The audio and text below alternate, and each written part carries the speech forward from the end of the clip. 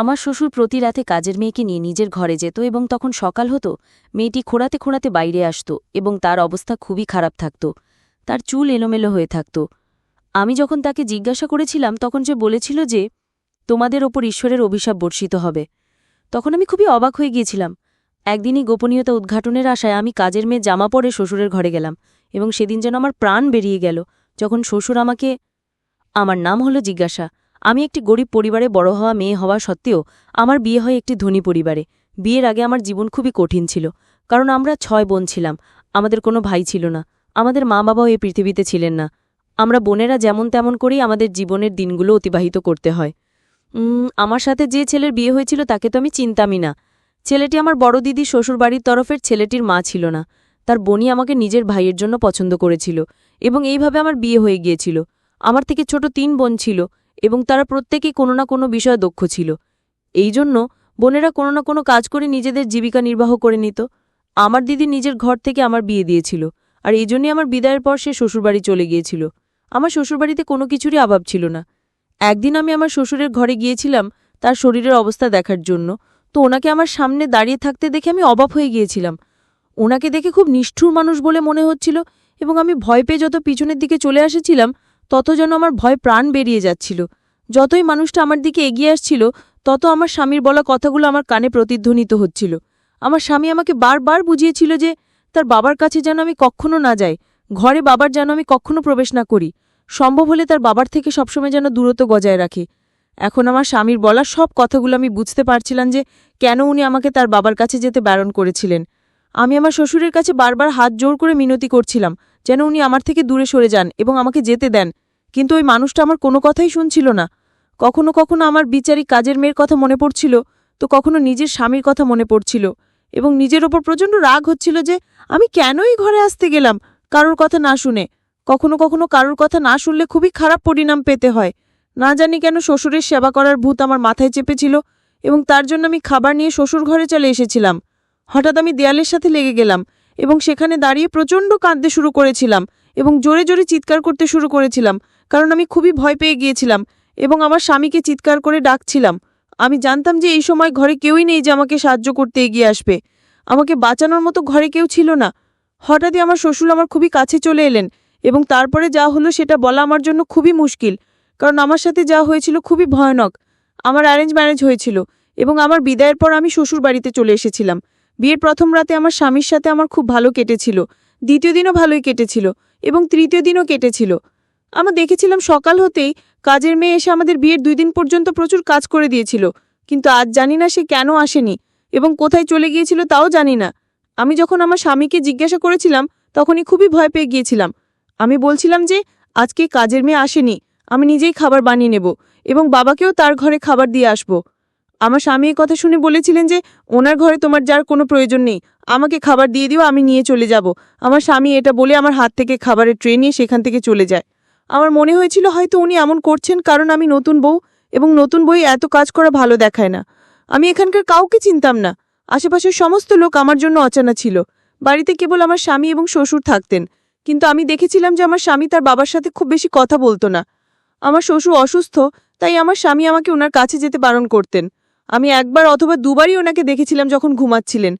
অনেকদিন আমার স্বামী কাজে যাচ্ছিলেন না, তাই আমি ওনাকে জিজ্ঞাসা করেছিলাম যে এখন তো আমাদের বিয়ের অনেক দিন পেরিয়ে গিয়েছে, কিন্তু এখনও আপনি কাজে কেন যাচ্ছেন না? এই প্রশ্নের উত্তরে আমার স্বামীর মুখে শুনে আমি কিছুটা অবাক হয়ে গিয়েছিলাম, কারণ উনি আমাকে একা ছেড়ে যেতে চাইছিলেন না। উনি বলেছিলেন যতদিন না পর্যন্ত নতুন কাজের মেয়ে পাওয়া যাচ্ছে ততদিন উনি কাজে যাবেন না, কারণ আমি একা ঘরে থাকতে পারবো না এবং ওনার বাবার সেবাও করতে পারবো না। এই কথা শুনে চুপ করে গিয়েছিলাম। 2-3 জন মহিলা এসেছিলেন ঘরের কাজকর্ম করার জন্য। প্রথম তো সেই মহিলারা কাজ করার জন্য রাজি হয়ে যেত, কিন্তু 3 দিন পেরোতে না পেরোতেই তারা আমার কাছে এসে বলতো যে আমরা এমন বাড়িতে কাজ করতে পারবো না যেখানে মেয়েদের কোনো সম্মান দেওয়া হয় না। ওদের কথা শুনে আমি অবাক হয়ে যেতাম যে ওরা কেন এরকম বলছে। আমার স্বামী তো আমাকে খুবই সম্মান করেন এবং কোনো মেয়ের দিকে উনি চোখ তুলে পর্যন্ত তাকান না।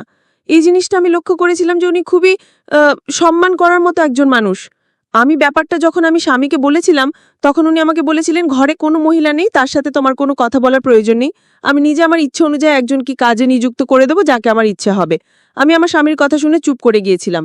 কয়েকদিন পর একজন মেয়ে এসেছিল কাজের জন্য, কিন্তু সেই মেয়ে সবসময় চুপচাপ থাকতো। ঘরেও সে খুবই ভীতসন্ত্রস্ত থাকতো এবং আমার সাথে খুব একটা কথা বলতো না। আমার ছোটবেলাতে আমার মা বাবার মৃত্যু হয় এবং তখন থেকে আমার মনে হতো যে আমি আমার শ্বশুরকে বাবার মতো সেবা করব, ওনাকে নিজের বাবার স্থানে বসাবো।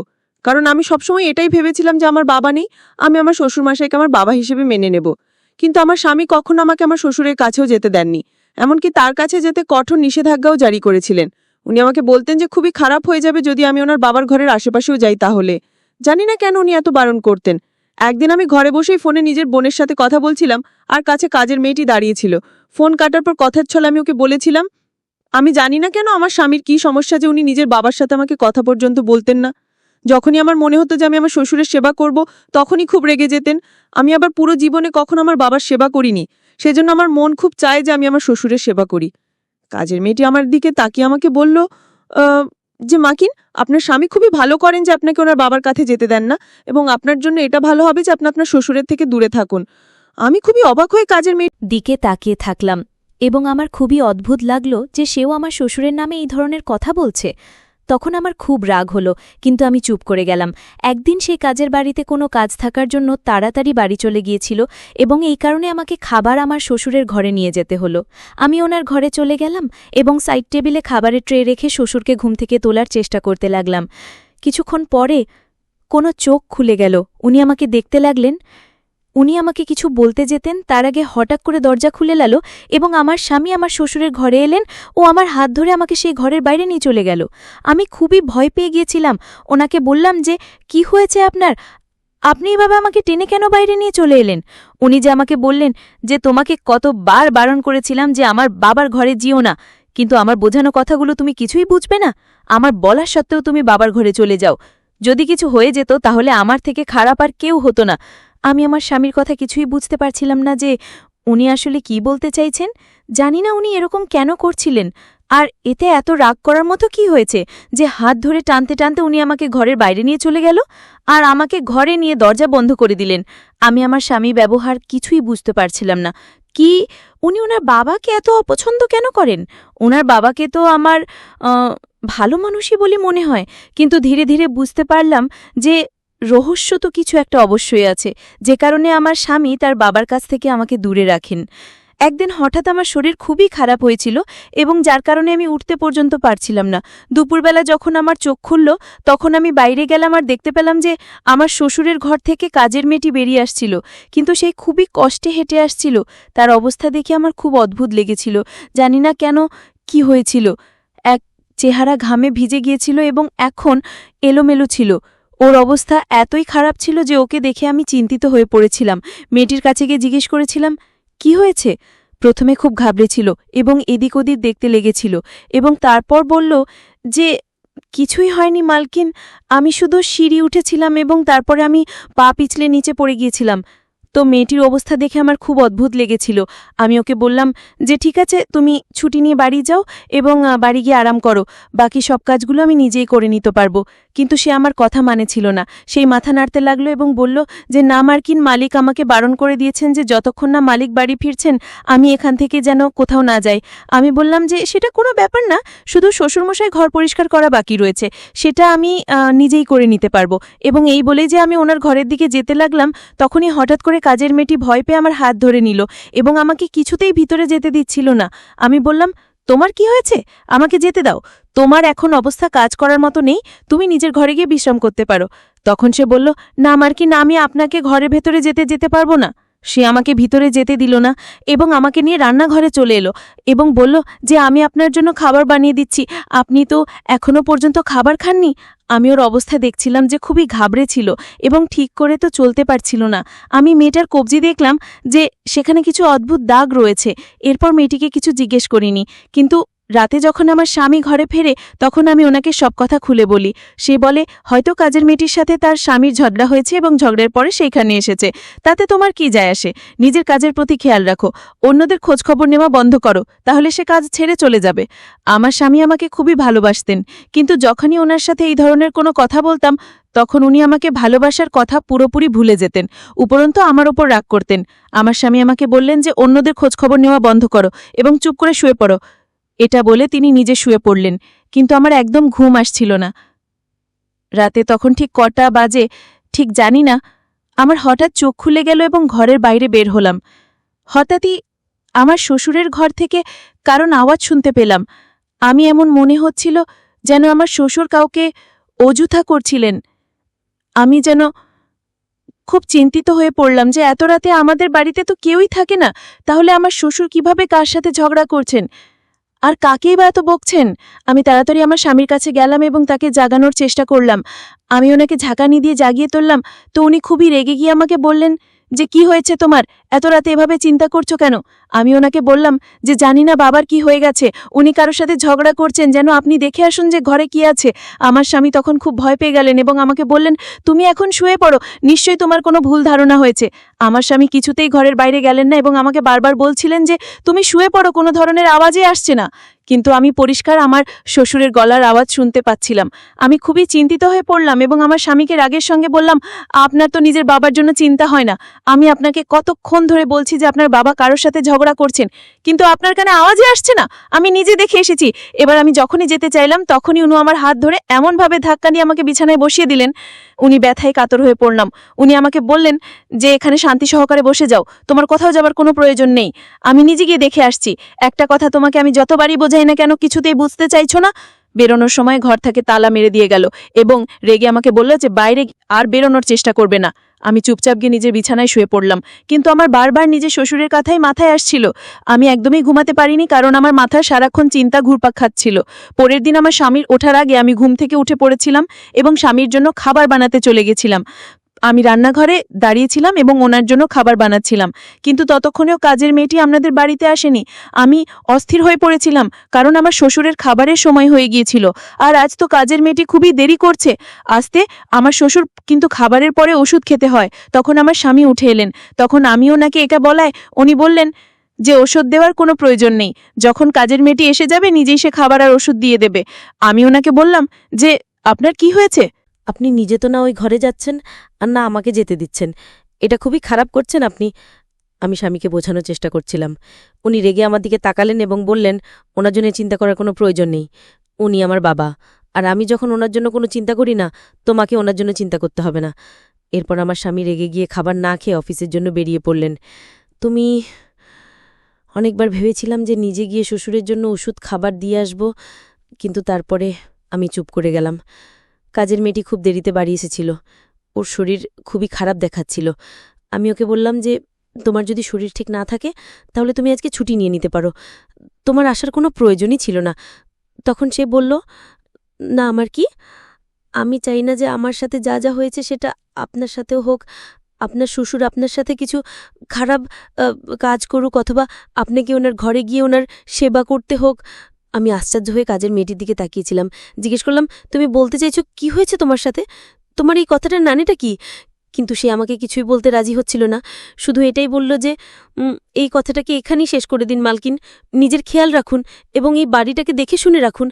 আমি তো ভাবতেও পারি না যে আপনি কিভাবে এই বাড়িতে থাকেন। আমার কোনো উপায় না থাকায় এবং আমার সন্তানের জন্য আমি এখানে কাজ করতে আসি, না হলে এখানে তো কোনো মহিলাই কাজ করতে চাইবে না। আমি জানি না আপনি এতদিন কিভাবে বেঁচে রয়েছেন। এরপরে মেয়েটি খাবারের ট্রে নিয়ে আমার শ্বশুরের ঘরের দিকে চলে যায়। এরপর আমি চুপচাপ নিজের কাজে ব্যস্ত হয়ে পড়ি এবং রান্নাঘরের সব কাজ শেষ করে হলঘরে এসে বসে যাই। এরপর আমি দেখি যে কাজের মেয়েটি আমার শ্বশুরের ঘর থেকে খোঁড়াতে খোঁড়াতে বেরিয়ে আসছে এবং এটা দেখে আমি খুবই আশ্চর্য হয়ে যাই। আজকের অবস্থা আরও খারাপ ছিল। আমি খুবই চিন্তিত হয়ে কাজের মেয়েটিকে দেখছিলাম। হঠাৎই পড়ে যেতে যেতে বাঁচল। আমি ওকে গিয়েও সামলে নিলাম। জিজ্ঞেস করলাম, তোমার কি হয়েছে? আমি ওর চোখ থেকে গড়িয়ে পড়া জলটা দেখছিলাম এবং এরকম মনে হচ্ছিল যেন ও খুবই কষ্টে নিজের জল আটকাচ্ছিল।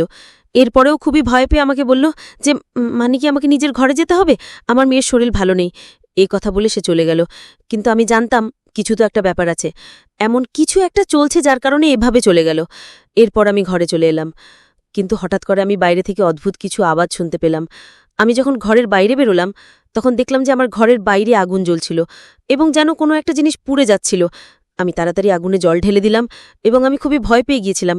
অ্যালবামে আমি কোনো মহিলার ছবি দেখতে পেলাম। আমি তাড়াতাড়ি আমার স্বামীকে ফোন করলাম এবং কিছুক্ষণের মধ্যেই বাড়ি চলে এলেন এবং আমাকে দেখতে লাগলেন। আমার জন্য চিন্তা করতে করতে বললেন যে, তুমি ঠিক আছো তো? আমি বললাম যে আমি ঠিক আছি, কিন্তু দেখুন, জানি না কে এইভাবে ছবিগুলোতে আগুন লাগিয়ে দিয়েছে এবং সেগুলো এখানেই পড়েছিল। কাজের মেয়ে সম্বন্ধে জিজ্ঞেস করায় আমি ওনাকে বললাম যে মেয়েটি বাড়ি চলে গেছে। আমার কথা শুনে উনি রেগে বললেন যে, কাজের মেয়েটি এত তাড়াতাড়ি কেন বাড়ি চলে গেল? আমি ওকে বারবার বলেছিলাম যে যতক্ষণ না আমি বাড়ি ফিরে আসবো তুমি কোথাও যাবে না। আমি দেখছিলাম যে উনি খুবই ভয় পেয়ে আছেন এবং আমাকে বারবার জিজ্ঞেস করছিলেন যে আমি ঠিক আছি কিনা। আমি বারবার ওনাকে এটাই বলছিলাম যে আমি একদম ঠিক আছি, আমার জন্য ওনা চিন্তা করার কোনো দরকার নেই, আমি একদম ঠিক আছি। আমার জন্য উনি কেন এত চিন্তা করেন এটা জিজ্ঞেস করায় উনি বলেছিলেন, কিছু মানুষ ভরসাযোগ্য হয় না, আর তাদেরকে না আমরা দূরে সরাতে পারি না, আমরা তাদেরকে নিজের কাছে রাখতে পারি। এই কারণেই আমার তোমার জন্য চিন্তা লেগেই থাকে। যদি তোমাকে এখান থেকে দূরে কোথাও নিয়ে যেতে পারতাম তাহলে সবথেকে ভালো হতো। উনি সেদিন অসহায়ভাবে কথাগুলো বলেছিলেন। সেদিনের পর থেকে এই সব কিছু যেন স্বাভাবিক হয়ে গিয়েছিল। কোনোদিন আগুন লাগছে তো কোনোদিনও অন্য কিছু হতো। কাজের মেয়েরও এরকমই অবস্থা ছিল। সে শ্বশুর ঘর থেকে খুবই খোঁড়াতে খোঁড়াতে বেরিয়ে আসত। এরপর একদিন তো মাত্রাতিরিক্ত হয়ে গেল, যখন মেয়েটা বলল, মালকিন, ভগবান করুন আপনার শ্বশুর যেন মারা যান, তাহলে আমার জীবনে শান্তি আসবে। আমি তো খুবই অবাক হয়ে গিয়েছিলাম তার এই কথা শুনে। সে হয়তো আমার শ্বশুরের সেবা করে ক্লান্ত হয়ে গিয়েছিল এবং সেই কারণে এই কথাগুলো বলছিল আমার শ্বশুরের জন্যে। আমার স্বামী তাকে বাড়ি ফিরতে দিতেন না যতক্ষণ তিনি নিজে না বাড়ি ফিরতেন। মেয়েটিও সন্তানের জন্যই কাজটা করত, কারণ আমার স্বামী তাকে বেশি স্যালারি দিতেন আর আমাদের বাড়িতে সেরম কোনো কাজও করতে হতো না। তার একটাই কাজ ছিল যে তাকে আমার শ্বশুরের ঘরে থাকতে হতো এবং তার সেবা করতে হতো। আজ মেয়েটি আমাকে আগেই বলে চলে গেছিল যে সে কাল কাজ করতে আসবে না এবং আমি যেন নিজের বন্দোবস্ত করে নিই কালকের জন্য। আমি আমার স্বামীকে কথা জানাইনি, কারণ আমি কালকে সারাদিনটা নিজের হাতে শ্বশুরের সেবা করব বলে ঠিক করেছিলাম। আমি আমার স্বামীকে মিথ্যে কথা বলেছিলাম। আমি বলেছিলাম যে কাজের মেয়েটা আজ আসতে একটু দেরি করবে এবং এই কারণে আপনার চিন্তা করার কোনো প্রয়োজন নেই। সে যখন আসবে তখন সে নিজেই খাবার নিয়ে শ্বশুরের ঘরে যাবে। আমার স্বামী এই কথা শুনে নিশ্চিন্ত হয়ে অফিস চলে গিয়েছিলেন। আমি শ্বশুরমশাইয়ের জন্য খাবার বের করলাম এবং ওনার ঘরের দিকে চলে গেলাম। ওনার ঘরের দরজা খুলে দেখলাম উনি জেগেছিলেন এবং বসেছিলেন। আমাকে উনি খুবই অদ্ভুত নজরে দেখতে শুরু করলেন। হঠাৎ ওনার মুখের ভাব বদলাতে শুরু করল এবং ওনার চেহারার এই ধরনের বদল দেখে আমি খুবই ভয় পেয়ে গেলাম। ধীরে ধীরে ওনার চোখ খোশ ও লাল হয়ে উঠেছিল। হঠাৎ ঘরের দরজা বন্ধ করে দিলেন। আমি ঘুরে দেখলাম যে আমি যে সাইড টেবিলে খাবার দেখতে গিয়েছিলাম, হঠাৎই ভয়ে আমার হাত থেকে খাবার পড়ে গেল। আমার হাত পা খুবই কমতে শুরু করল এবং আমি খুবই ভয় পেয়ে গিয়েছিলাম। উনি দরজা কেন বন্ধ করলেন ভয়ে ওনাকে জিজ্ঞেস করলাম এবং বললাম উনি বাইরে যেতে চায়। আজ আমার নিজের স্বামীর কথাগুলো খুব মনে পড়ছিল। উনি আমাকে বারবার করে বলেছিলেন যাতে ধুলেও আমি কোনোদিন আমার শ্বশুরমশাইয়ের ঘরে না ঢুকি বা ওনার আশেপাশে শোনা যায়। এরপর এই শ্বশুরমশাই আমার দিকে এক পা করে এগোতে লাগলেন। আমি পিছুতে শুরু করলাম। হঠাৎ আমি দরজার সাথে গেলাম এবং আমি খুবই অসহায় বোধ করছিলাম। আমি কি করব কিছুই বুঝতে পারছিলাম না। আমি কখনো দ্বন্দ্ব দরজা থেকে দেখছিলাম আর কখনো শ্বশুরমশাইয়ের দিকে তাকাচ্ছিলাম। পরের মুহূর্তে আমি চিৎকার করতে শুরু করলাম এবং চিৎকার করতে করতে আমার শ্বশুরমশাইকে বললাম যে আমাকে যেতে দিন, ছেড়ে দিন আমাকে। আজ কাজের মেয়েটির কথা খুব মনে পড়ছিল আমার। এরপরে এমন কিছু একটা ঘটল যেটার ব্যাপারে আমি কখনো কল্পনাও করতে পারিনি। আমি চিৎকার করছিলাম। হঠাৎই আমি অজ্ঞান করে পড়ে গেলাম। যখন আমার জ্ঞান ফিরল তখন আমি নিজেকে আমার ঘরের মধ্যে পেলাম এবং আমার পাশেই আমার স্বামী বসেছিলেন। ওনাকে দেখে আমার চোখ থেকে জল গড়িয়ে পড়ল। আমি কাঁদতে কাঁদতে আমার স্বামীকে জড়িয়ে ধরলাম আর খুবই কাঁদতে শুরু করলাম। উনি আমাকে দেখে বললেন যে তুমি ঠিক আছো তো?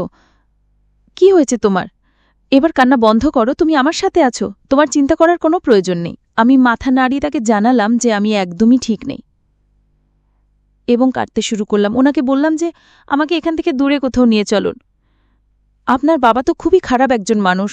এবং আমি খুব জোরে জোরে কাঁদতে শুরু করলাম। আমার স্বামী আমাকে বললেন যে আমি তোমাকে বারবার বারণ করেছিলাম ওনার ঘরে না যেতে আর আমার বাবার থেকে সবসময় সাবধানে থেকো, কিন্তু তুমি তো আমার কোনো কথাই শুনবে না। আমার কোনো কথা তুমি বোঝার চেষ্টাই করিনি। আমার এত কান্নার ফলে আমি কাঁদতে শুরু করেছিলাম। আমার চোখ প্রচণ্ড লাল হয়ে গিয়েছিল। এরপরে আমার স্বামী আমাকে বললেন তুমি আসল সত্যিটা জানতে চাও তাই না, যে আমার বাবা কেন এমন? তাহলে শোনো, ছোটবেলা থেকেই আমি আমার বাবাকে প্রচণ্ড ঘৃণা করতাম। কারণ আমি সবসময় দেখেছি যে আমার বাবা আমার মায়ের প্রতি প্রচণ্ড অত্যাচার করতেন। তুমি ভাবতেও পারবে না যে আমার বাবা একজন কত ভয়ানক মানুষ ছিলেন। আমার বোন কখনো বিয়ের পর এই বাড়িতে আসেনি, কেন জানো? কারণ সেও বাবাকে প্রচণ্ড ঘৃণা করে। আমি যে কত কষ্ট করে এই মানুষটাকে এই বাড়িতে সহ্য করি সেটা কেবল আমিই জানি। আমার মর্জি চললে আমি কবেই মানুষটাকে বাড়ি থেকে বের করে দিতাম, কিন্তু তারপরে আমি ভাবি, যতই হোক না কেন তিনি তো আমার বাবা হন, আমি ওনার সাথে এরকম কিভাবেই বা করতে পারি? এই কথা ভাবলে ওনার জন্য আমার চিন্তা হতে শুরু হয়। উনি আমার মায়ের সাথে যেটা করেছিলেন, আমি তো ওনার সাথে সেটা করতে পারি না। আমার মা ছাড়াও অন্যান্য মহিলাদের সাথে এটা করতেন। হঠাৎ স্বামীর চোখ থেকে জল গড়িয়ে পড়ছিল এবং আমি ওনাকে দেখছিলাম। ওনার এরকম অবস্থা দেখে আমার খুবই কষ্ট হচ্ছিল। আমার এরকম মনে হচ্ছিল যেন এরপরে সত্যি বলার অবস্থাতে উনি নেই। শ্বশুরমশাইয়ের এই ধরনের সত্যি জানতে পেরে আমি তো বিস্মিত হয়ে গিয়েছিলাম। স্বামীকে বললাম যে আমাকে সব সত্যিটা খুলে বলো। প্রথমে তো উনি চুপ হয়ে গিয়েছিলেন, আমাকে বলতে চাইছিলেন না।